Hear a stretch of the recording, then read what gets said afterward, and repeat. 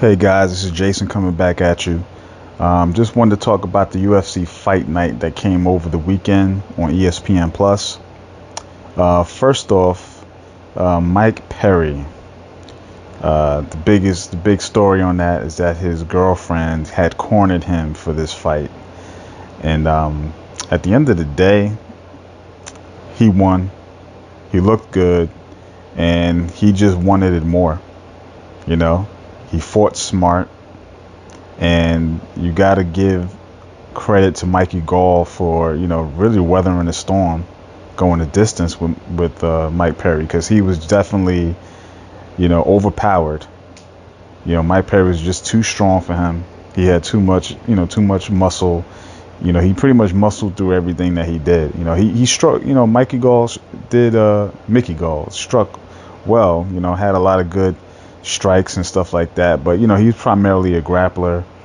And Mike Perry is, known as a brawler, and his strikes were, to be honest, pretty terrible. But he was effective, because he put pressure. He didn't allow Mickey to really, execute. So it was a smart game plan to really just come at him and just overpower him. And even in the grappling exchanges, you've seen that the wrestler had more to offer than the jiu-jitsu player, because Mickey Gall is a black belt in Gracie jiu-jitsu, but he didn't really have anything offensive. It was more of keeping Mike Perry from really maybe raining down a lot of ground and pound, which he still end up doing. And it was just interesting to see how it played out. So, yeah, that was a tough one. Great fight, though. Great fight. I mean, Mike Perry, I feel like he got better. His grappling, I mean, he was, slipping out of, half guard, sliding the knee over. You've seen some excellent, wrestling and jiu-jitsu from him. And, combine that with some good ground and pound, that's a tough guy to beat, man. I think if there is any criticism, just clean up the strikes. There were a lot of wild punches, a lot of back swinging, kind of like almost palm punching in a way, which was odd. If he just gets technical brawling down to a science where you put that pressure on that he has in that motor, and you just straighten out some of those punches, just straighten out a few of them, and then when you get in the pocket, you can get a little wild, but just don't go overboard, and you know, and be effective with what you land. Sky's the limit. So that's my advice. So yeah, looking forward to see more of him. And Mickey Gall will be back. He's young. He's got more in the tank. I think he just ran up against the wall. He hit a guy that was just going to not take no for an answer. Mike Perry just wanted it more, and that's what I saw.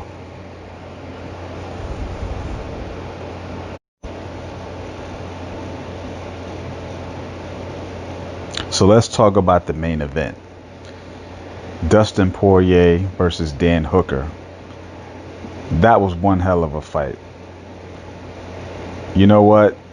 With this whole COVID thing and not having any fans in the arena while you fight, I think these fighters are now stepping it up, and they're taking full advantage of the TV and media being, the window for them to showcase their talents in their fights. They put on a hell of a show. There is no loser in that fight, not one. If then there is no, I don't care. These guys need to be rewarded by having a great, another big fight, another main card, something, because they put it on the line. You know, they took a lot of shots. There was, great exchanges. There was technique. There was strategy. There was just, energy. There was who wants it more. Both guys wanted it. You could tell. Both guys wanted it. You know, there was just a difference in, maybe the first 2 rounds, then the next 2 rounds, and then the last round. It had 3 parts to the story. That's kind of how I looked at it. Um, I think Dan Hooker kind of came out, and you seen that he had the advantage being the bigger guy. He was just, massive for 155. I don't even know how the guy makes it, but he was actually, the funny thing is he used to be at 145, which is crazy. But the guy was massive next to Dustin Poirier.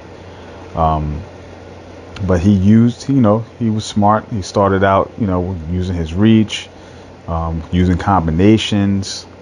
And, it was, first 2 rounds was probably, edge to him. But within that, what I liked was Dustin Poirier was relaxed, right? He didn't panic. When things happened, he didn't just try to retaliate right away. But at times, when the opportunity to retaliate was there, he would do it. I remember at one point where he threw kind of a 3-hook combination.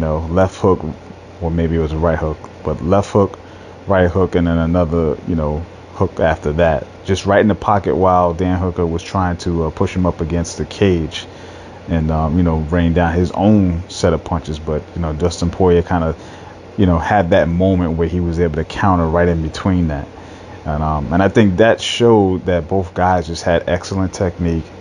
It was just a lot of good fundamental fighting, while at the same time just showing a lot of heart and a lot of like guts to just deal with another guy who's really putting pressure on you, because they both did.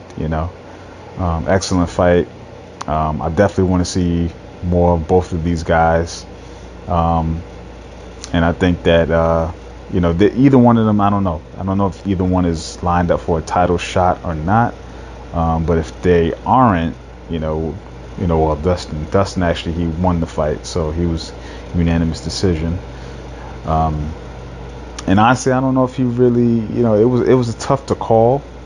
But I think because the way he ended the fight, in the 5th round, that gave him the edge, especially being on the ground, I think that won it out for him. So, so he definitely should be in consideration as a top 5 guy lined up for, fights in the future. So, but yeah, excellent UFC fight night.